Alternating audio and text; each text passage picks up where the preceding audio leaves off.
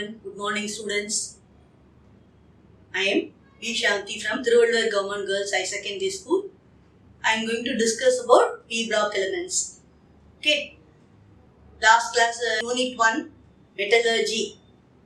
And you would have studied about the various concepts in the extraction of metals. What are ores, what are minerals, the various methods of extraction and purification of various elements by various methods. In this lesson, we are going to discuss only about the P block elements which range from 13 to 18. Okay. Now, in this chapter, we will discuss all the properties, preparation of the groups, namely 13, 14 and so on.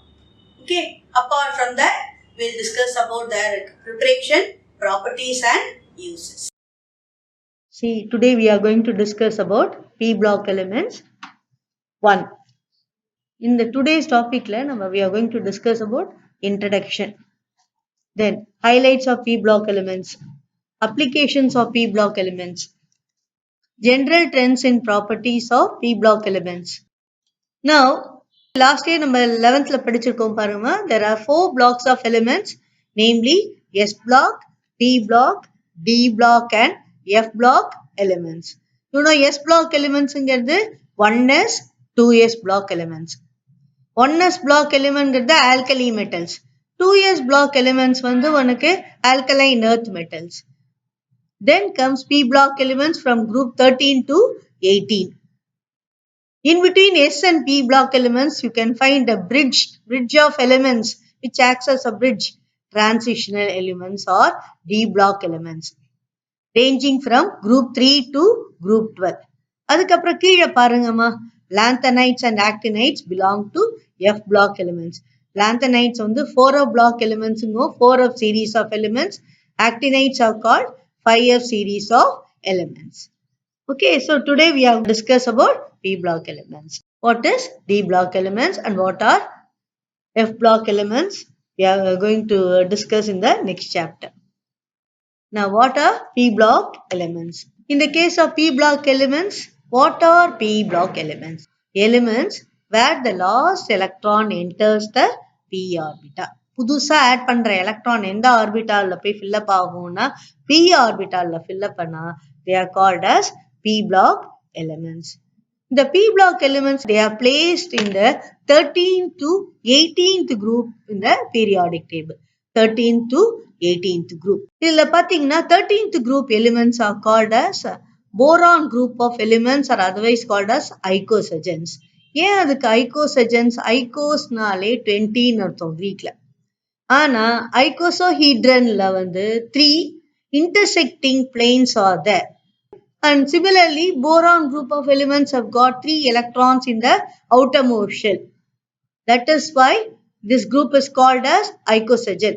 Then comes 14th group of elements called carbon group, carbon family or carbon group, and they are generally called tetragens. ஏன் அதுக்கு tetragens பேர் வந்துன்னா அதோட valency என்ன?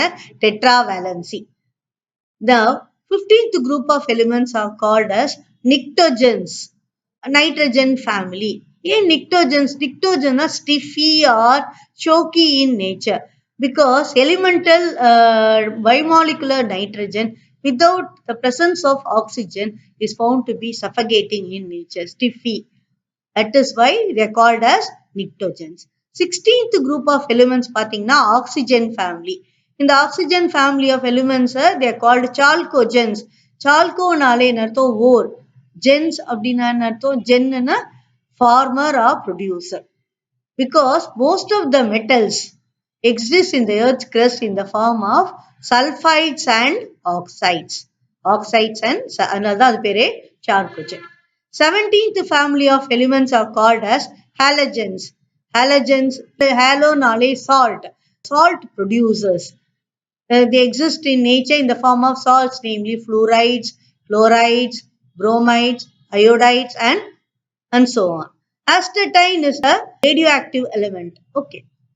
Next comes the 18th group of elements are called as inert gases. Yeah, the very inert gases, they are very less reactive. They are almost inert in nature.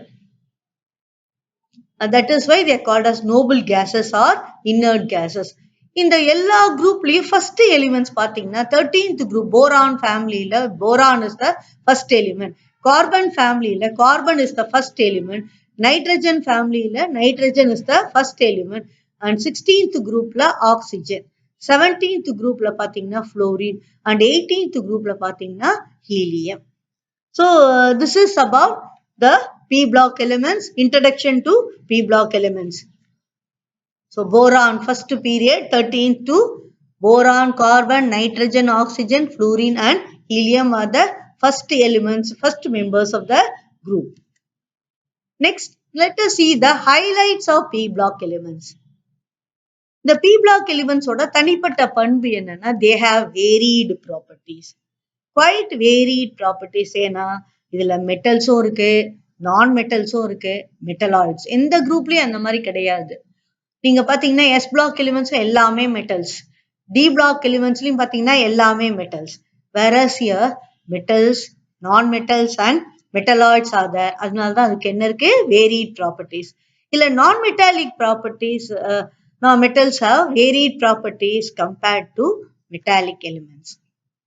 என்ன அப்படின்னு சொல்லி பாத்தீங்கன்னா என்னென்ன வேரியடு ப்ராப்பர்ட்டிஸ்லாம் இருக்கும் அப்படின்னா melting point, low melting point, low boiling point, poor conductivity. They have poor conductivity. They do not conduct electricity easily. They do not lose electrons easily. Of these elements, some are present in the form of solids. A few of them are in the form of liquids. And then some of them are in the form of gaseous state. Mainly, நீங்க பாத்தீங்கன்னா 18th group elements are all existing in the form of gaseous state. Now, p block elements have got varied applications. என்னெல்லாம் applications இருக்கு அப்படின்னு சொல்லி பாத்தீங்கன்னா molecular oxygen. They play an important role in day-to-day life. So, variety of applications are there. என்னன்னா without molecular oxygen, survival of living organism is impossible. So, they play an important role in the survival of living organism. இது molecular oxygen. Aluminium and its alloys. Next, aluminium is the most abundant metal on the earth's crust. இந்த அலுமினியமும் அலுமினியத்தோட அலாய்ஸும் use for making utensils and aircraft parts. நீங்க பாத்தீங்கன்னா இதோட டயக்ராம்ல அழகா கொடுத்துருப்பார் ஏர்கிராஃப்ட் பார்ட்ஸ் எல்லாம் ப்ரிப்பேர் பண்றதுக்கு. Next come silicon and germanium. Silicon and germanium. What is the use of silicon? They are semiconductors. Because of this semiconductivity, they are used in modern physics. So, modern physics la they play an important role. என்ன பார்த்துருக்கீங்களா இந்த diagramல computers, mobile, etc. And also bipolar transistors useful in making bipolar, and also germanium in integrated circuit. Integrated circuit la germanium plays an important role. Okay, now let us see the general trends in property. எப்பவுமே இந்த general trends in property எதை depend பண்ணிருக்குன்னா மெயினா 4 important factors. The most important factor is electronic configuration. Electronic configuration தான் ஒரு எலிமெண்டோட ஒரு ப்ராப்பர்ட்டியை decide பண்ணக்கூடியது. நம்ம பார்த்தோம்லே ஒரே குரூப்ல இருக்க எலிமெண்ட்ஸ்க்கு சிமிலர் எலக்ட்ரானிக் கான்ஃபிகரேஷன் இருக்கிறதுனால லாஸ்ட் இயர்ல படிச்சிருக்கோம். Because they have similar electronic configuration, they have similar properties. So, periodic trend, general trend காரணமா இருக்கிறது electronic. Second, oxidation state. Whether they have tendency to lose electron, gain, etc. அந்த மாதிரி property. அடுத்தது size. Size-னா என்ன அர்த்தம்? Atomic radius. Size plays an important role in deciding the property. Next comes ionization enthalpy. What is ionization enthalpy also we have studied. Energy, minimum energy required to remove the most loosely bound electron. வெளிக்கூட்டுல இருக்க valence எலக்ட்ரானை remove பண்றதுக்கு தேவைப்படுற minimum energy. அந்த element எந்த ஸ்டேட்ல இருக்கணும் அப்படின்னா gaseous ஸ்டேட்ல இருக்கணும். That energy is called as ionization energy. Next comes electronegativity. இது bonded atom ரெப்ரசன்ட் பண்றது. Tendency of a bonded atom எல்லா எலக்ட்ரானும் தம் பக்கம் அட்ராக்ட் பண்றது, கவர்ந்து இழுக்கும் தன்மை. எலக்ட்ரான்களை தன்பால் கவர்ந்து இழுக்கும் தன்மை is called as electronegativity. So, இந்த 4 important criteria responsible for the general trend in properties. First நம்ம பார்க்க போறது இப்ப electronic configuration. என்ன அப்படின்னு சொல்லி பாருங்க, எலக்ட்ரானிக் கான்ஃபிகரேஷன் குரூப் 1. இந்த எல்லாத்துக்கும் மெயினா என்ன எலக்ட்ரானிக் NS2 NP126, அதான் general electronic configuration. NS2 NP126. You can see in the diagram. 13th group elements பாத்தீங்கன்னா NS2 NP1 configuration. 14th group elementsல NS2 NP2. 15th group elementsல NS2 NP3. 16th group elementsல NS2 NP4. 17th group elements பாத்தீங்கன்னா NS2 NP5. And then 18th group elements NS2 NP6. What is the general electronic configuration அப்படின்னு பாத்தீங்கன்னா they have NS2 then NP126. அடுத்தது பாத்தீங்கன்னா similar குரூப்ல வந்து similar outermost electronic configuration. ஒரே group எலிமெண்ட்ஸ்ல என்ன இருக்கும் அப்படின்னா சிமிலர் அவுட்டர் எலக்ட்ரானிக் கான்ஃபிகரேஷன். எதுல மட்டும் டிஃபரன்ஸ் இருக்குன்னா principal quantum number alone varies.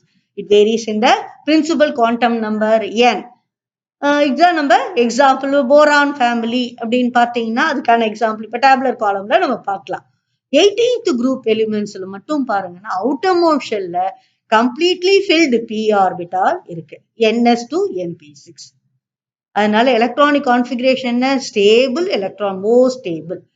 Stability அதிகமா இருக்கனால ரியாக்டிவிட்டி குறைவா இருக்கும். மோஸ்ட் ஸ்டேபிள் மீன்ஸ் என்ன, least reactive because of NS2. ஏன் இதுல வந்து p orbital completely filled, stable electronic. அதுக்கான டயக்ராம் இப்ப வந்து ஒரு எக்ஸாம்பிள் நம்ம என்ன பார்த்தோம், அவுட்டர்மோஸ்ட் ஷெல்ல same number of electrons. So 2s2 2p1. அடுத்த அலுமினியம் பாருங்கம்மா 3s2 3p1. Then comes gallium 3d10 4s2 4p1. Then comes indium 5s2 5p1. Then comes thallium 6s2 6p1. இப்ப இந்த எல்லா ஷெல்ஸ்லயும் எப்படி இருக்கு, எல்லா எலிமெண்ட்ஸ்லயும் அவுட்டர்மோஸ்ட் ஷெல்லுல same number of electrons. So same number of electrons இருக்கிறதுனால ஃபர்ஸ்ட் போரானுக்கு பாருங்கம்மா 2s2 2 செகண்ட் ஷெல் என்னோட வேல்யூ, இல்ல என்னோட வேல்யூ 3 அலுமினியம்.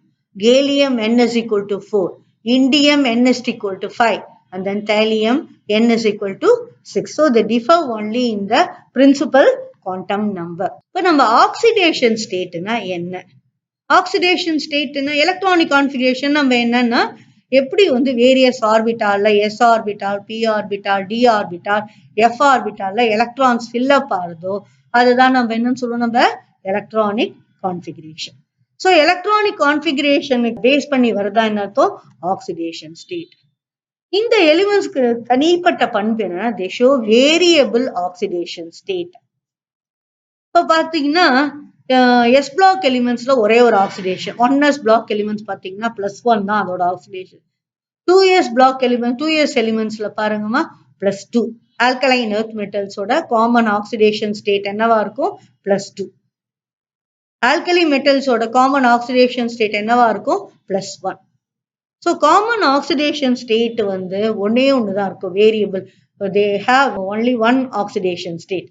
ஆனா p பிளாக் எலிமெண்ட்ஸ் அப்படி கிடையாது, ஷோ வேரியபிள் ஆக்சிடேஷன் ஸ்டேட். இதுக்கு ஹையஸ்ட் ஆக்சிடேஷன் ஸ்டேட்னு ஒண்ணு உண்டு. அதுதான் என்னன்னா total number of electrons, valence electrons present. What are valence electrons, கரெக்டா சொல்வீங்களே நீங்க, electrons present in the outermost shell are called as valence electrons. Highest oxidation stateங்கிறது total number of valence electrons. இப்ப பாருங்க aluminium 1s2 2s2 2p6 3s2 3p1. இதுல outermost shellல எவ்வளவு electron இருக்கு பாரு, 3s2 3p1. சோ அப்ப எவ்வளவு எலக்ட்ரான், 3 எலக்ட்ரான்ஸ் இருக்கிறதுனால இதோட maximum highest oxidation state is found to be +3. இந்த எலிமெண்ட்ஸ் எஸ் பிளாக் எலிமெண்ட்ஸ் மாதிரி கிடையாது. they show both positive as well as negative oxidation ரெண்டுமே இருக்கு. இப்போ எக்ஸாம்பிள் பாத்தீங்கன்னா halogen. ஹாலஜனோட electronic configuration NS2 NP5. அப்படின்னா என்ன அர்த்தம், எவ்வளவு எலக்ட்ரான் இருந்தா, நீங்க லூயியோட ஆக்டெட் ரூல் படிச்சிருக்கீங்க 11th. அவுட்டர்மோஸ்ட் ஷெல்ல 8 எலக்ட்ரான்ஸ் இருந்தா ஸ்டேபிள். இப்ப ஹாலஜன்ஸ்ல எவ்வளவு எலக்ட்ரான் இருக்கு பாருங்க, NS2 NP5. அப்ப எவ்வளவு இருக்கு, 7 எலக்ட்ரான்ஸ். அவ 7 எலக்ட்ரான்ஸ் இருக்கிறதுனால எப்படியாவது ஒரு எலக்ட்ரானை கெயின் பண்ணி ஸ்டெபிலிட்டியை அட்டைன் பண்ண அது முயற்சி. They have a tendency to gain an electron to form halide. So x plus E minus gives x minus. X represents a halogen. இதோட electronic configuration ns2np5. By accepting an electron, stable electronic configuration என்ன ஆயிடுறது ns2np6. So halides ஓட common oxidation state என்ன ஆயிடுறது -1. Common oxidation. ஆனா மைனஸ்ங்க negative oxidation state ஹாலஜன்ஸ்க்கு மட்டும் உண்டா இல்ல நிக்டோஜன்ஸ்க்கு உண்டு group 15. சால்கோஜன்ஸ்க்கு உண்டு 16th குரூப்ல இருக்க சால்கோஜனுக்கு நிக்டோஜனுக்கு எல்லாத்துக்குமே உண்டு. இப்ப பாருமா காமன் ஹையஸ்ட் ஆக்சிடேஷன் ஸ்டேட் குரூப்புக்கு out side 3 electron plus 3. So valence electron 4 அப்ப plus 4. Valence electron 5 plus 5. Valence electron 6 plus 6. Valence electron 7 plus 7. Valence electron 8 plus 8. They show variable oxidation state னால plus 3 தவிர group 13 வந்து plus 1 oxidation state இருக்கு. டெட்ராஜன்ல plus 4 தவிர plus 2 இருக்கு minus 4 oxidation state இருக்கு. நிக்டோஜன்ல பாருங்க இது ரேர் கேசஸ்ல மட்டும் இந்த -4 நம்ம பார்க்கலாம். நிக்டோஜன்ஸ்ல பாருங்க காமன் ஏன்னா அவுட்டர்மோஸ்ட் ஷெல் எவ்வளவு இருக்கு 5 எலக்ட்ரான் இருக்கனால +5. இதை தவிர மற்ற அப்சர்வ்ட் ஆக்சிடேஷன் ஸ்டேட்ஸ் +3 and -3. இதுல பாருங்க அவுட்டர்மோஸ்ட் ஷெல்ல 6 எலக்ட்ரான்ஸ் இருக்கனால +6. இதை தவிர எவ்வளவு இருக்கு +4 இருக்கு +2 இருக்கு -2 இருக்கு. 17th groupல how many electrons are there? 7 electrons இருக்கனால +7 is the oxidation state, common highest. This oxidation state is called as group oxidation state. அப்ப group oxidation state also highest oxidation state both are same. Represent the outermost shell valence electrons, number of electrons in the valence shell. இப்போ இதுல வந்து +7 தவிர +1 இருக்கு +3 இருக்கு +5 இருக்கு -1 negative oxidation state. இப்ப பாரு சால்கோஜன்ல -2. அடுத்தது பாருமா நிக்டோஜன்ல -3. எந்த அயான் நைட்ரேட் N-3 அயான்ல அதோட ஆக்சிடே -2. ஆக்சைட்ல O-2. எல்லா ஹாலஜன்ஸோட காமன் ஆக்சிடேஷன் ஸ்டேட்ல -1. இன்னர்ட் கேசஸ்ல ஆக்சிடேஷன் ஸ்டேட் +8 ஏன்னா அவுட்டர்மோஸ்ட். இதை தவிர +6, +4 and +2. என்ன மாதிரி காம்பவுண்ட்ஸ் அப்படின்னா xenon. Xenon can form next chapterல P block 2ல நீங்க பார்க்க போறீங்க. +2 வந்து xenon dichloride, xenon tetrachloride and xenon hexachloride. So இதெல்லாம் oxidation state. Oxidation state is the residual charge carried by an atom when all the other atoms are lost, move away with their electrons. So chlorine பாத்தீங்கன்னா அதோட இருக்க சோடியம்ல இருக்க chlorine வந்து குளோரைடா வெளியேறிச்சுன்னா சோடியம்ல இருக்க ion வந்து will have a positive Na+. So அதோட oxidation state is +1. Are you able to follow? Now let us see the other trend in property, namely metallic nature. இதுக்கு இன்னொரு பேர் என்னன்னா metallic nature is otherwise called as electropositive nature. What is electropositive nature? Tendency to form a cation by losing one or more electron. ஒரு எலக்ட்ரானோ அதுக்கு மேற்பட்ட எலக்ட்ரானை வெளியிடுறதுனால கொடுக்கறதுனால அதுக்கு ஏற்படுற பாசிட்டிவ் சார்ஜ் தான் நம்ம என்னன்னு சொல்றோம் tendency to form a cation by losing electrons is called as electropositive character or electropositive nature or metallic nature. இது மெயினா எதை டிபெண்ட் பண்ணி அயனைசேஷன் எனர்ஜியை தான் டிபெண்ட் பண்ணி. ஒரு குரூப்ல பாத்தீங்கன்னா ionisation energy descending the group குறைஞ்சிட்டே வரும். மேல இருந்து கீழே வரும்போது குறைஞ்சிட்டே வரும். அயனைசேஷன் எனர்ஜி குறைஞ்சிட்டுன்னு வச்சுக்கோங்களேன், அயனைசேஷன் என்தால்பி குறைஞ்சிடுச்சுன்னா metallic nature increases because both are inversely proportional. So ionisation energy குறைஞ்சிட்டே வரும்போது என்ன அதிகமாகுது மெட்டாலிக் நேச்சர் இன்க்ரீசஸ். இதுல நம்ம பார்க்கும் பொழுது லெஃப்ட் ஹேண்ட் சைட்ல என்னெல்லாம் இருக்கு அப்படின்னு பாத்தீங்கன்னா blue coloured boxes represent the metals. Right hand சைட்ல இருக்க the purple colour boxes, dark blue or purple colour boxes represent the non metals. In between the two you can find green colored boxes. These boxes are called as metalloids. So there are 3 different types of elements.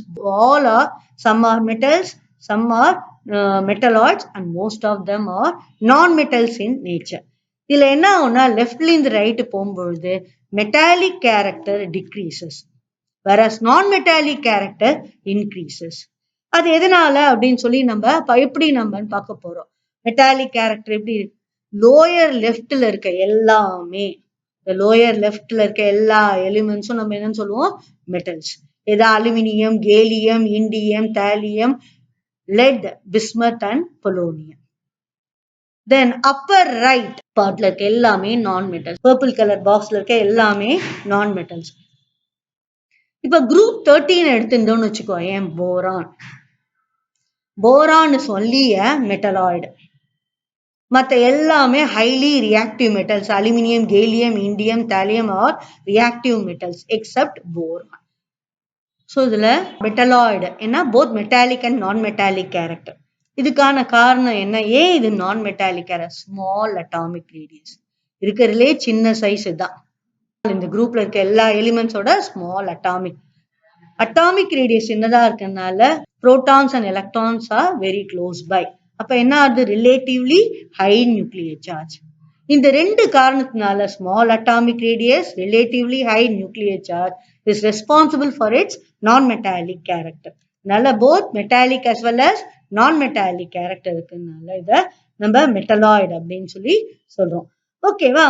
So இதை இந்த எல்லா எலிமெண்ட்ஸ்லயும் பாருங்கம்மா எப்படி நமக்கு change ஆறது.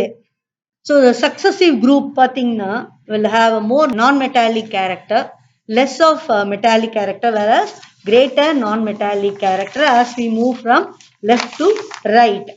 என்ன அப்படின்னு பாருங்கம்மா, the successive subsequent groups will have non-metallic character.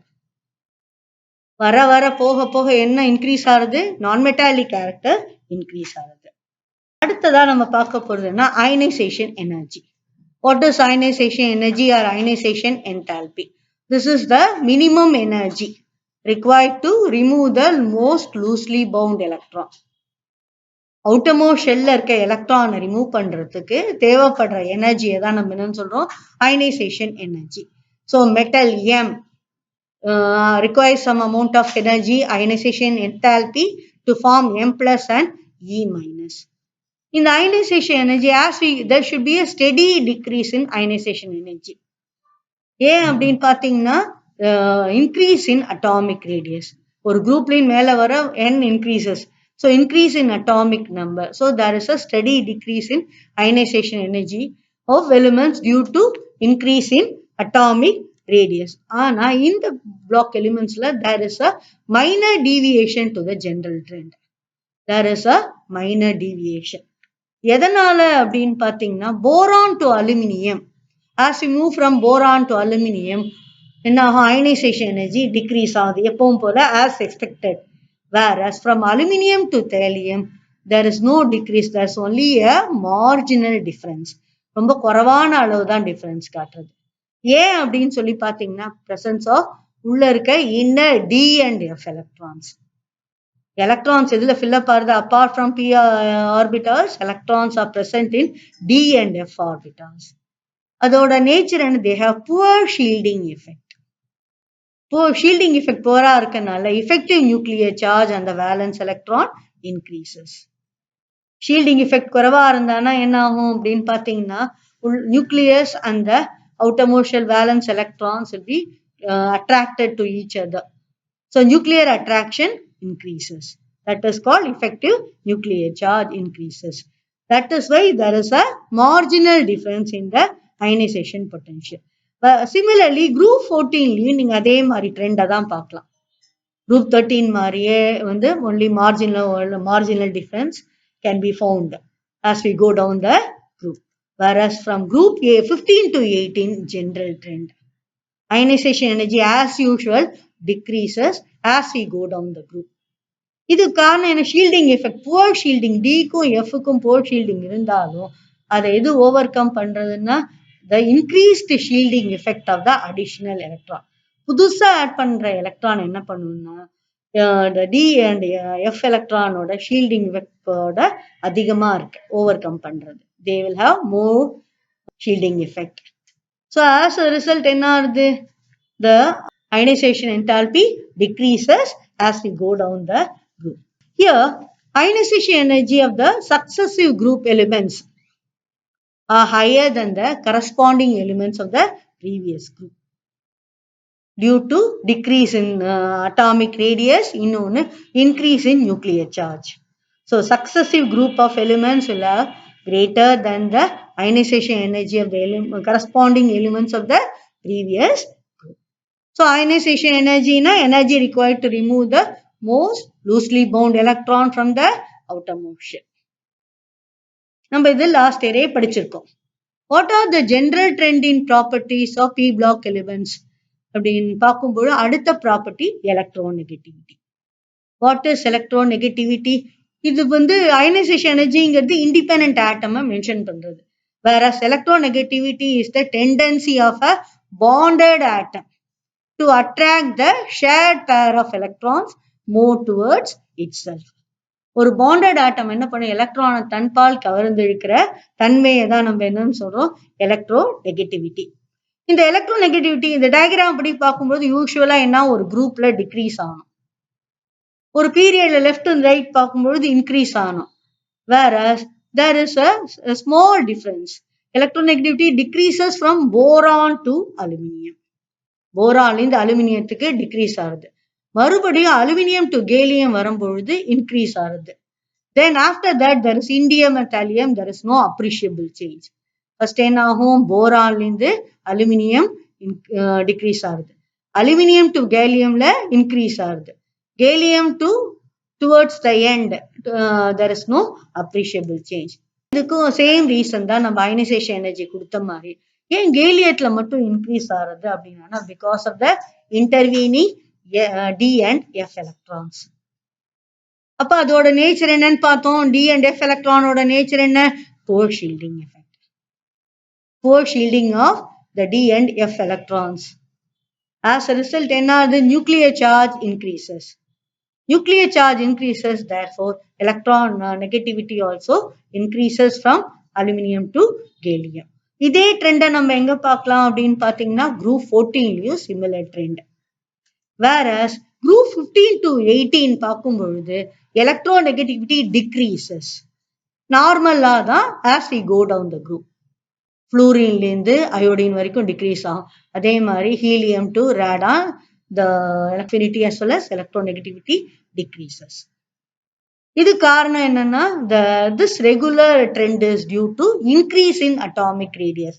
எப்படி அட்டாமிக் ரேடியஸ் இன்க்ரீஸ் ஆறது நம்ம எல்லாருக்கும் தெரியும். Principal quantum number increases as we go down the group. n ஃப்ளூரினை கம்பேர் பண்ணும்போது chlorine 3rd shell n is equal to 3, bromine n is equal to 4, iodine n is equal to 5. Similarly, helium n is equal to 1, here n is equal to 2, argon n is equal to 3, krypton n is equal to 4, xenon n is equal to 5, and radon n is equal to 6. So, principal quantum number increase ஆனதால atomic radius also increases. So, atomic radius increase ஆனதால என்ன ஆகும்? Electronegativity also decreases as we go down the group. Okay, evaluation. What are p block elements? Page 27. அடுத்தது what is the position of p block elements? Page 27. What is the general electronic configuration of p block elements? Page 27. Why does boron show non-metallic character? Page 29. Why do groups 13 and 14 elements show minor deviation from its general trend in ionization energy? Page 29. Write a note on anomalous properties of first element of p block. Page 29. Write a note on metallic nature of p block elements. Book back question, page 28 and 29. So far, we have discussed about the various trends in physical properties of periodic table. The p block elements. The various properties: electronic configuration, oxidation state, ionization enthalpy, metallic nature, electronegativity. இதில் எல்லா ப்ராப்பர்ட்டிஸும் எப்படி நீங்கள் படிக்கணும் அப்படின்னா ஈக்குவேஷன்ஸை நீங்கள் ஒரு தடவைக்கு 2 தடவை எழுதி பார்த்து அதை மனப்பாடமாக எழுத தெரியணும். ஓகேவா? பேலன்சிங் ஆஃப் ஈக்குவேஷன் கரெக்டா இருக்கணும். ஈக்குவேஷன் பேலன்ஸ் ஆகலைன்னா உனக்கு ஃபுல் மார்க் கொடுக்க மாட்டாங்க எக்ஸாம்ல. அதனால பேலன்சிங் ஆஃப் ஈக்குவேஷன் கரெக்டா இருக்கணும்னா நீங்க எல்லா ஈக்குவேஷன்ஸையும் நிறைய தடவை எழுதி பாருங்க. ஸோ ஒரு தடவைக்கு 2 தடவை, ஒரு 4 தடவை ஒரு ஈக்குவேஷன் எழுதி பார்த்தீங்கன்னா உங்களுக்கு மனப்பாடம். ஓகே, நான் கொடுத்துருக்கேன் இல்லையா, இவாலுவேஷன்ல கொடுத்துருக்க கொஸ்டின்ஸ் எல்லாத்தையும் வீட்டில் டெஸ்ட் எழுதி பாருங்க. எழுதி பார்த்து நீங்களே கரெக்ட் பண்ணுங்க. என்ன மிஸ்டேக்ஸ் வருதுன்னு அதை ரெக்டிஃபை பண்ணிக்கோங்க. Okay, thank you very much.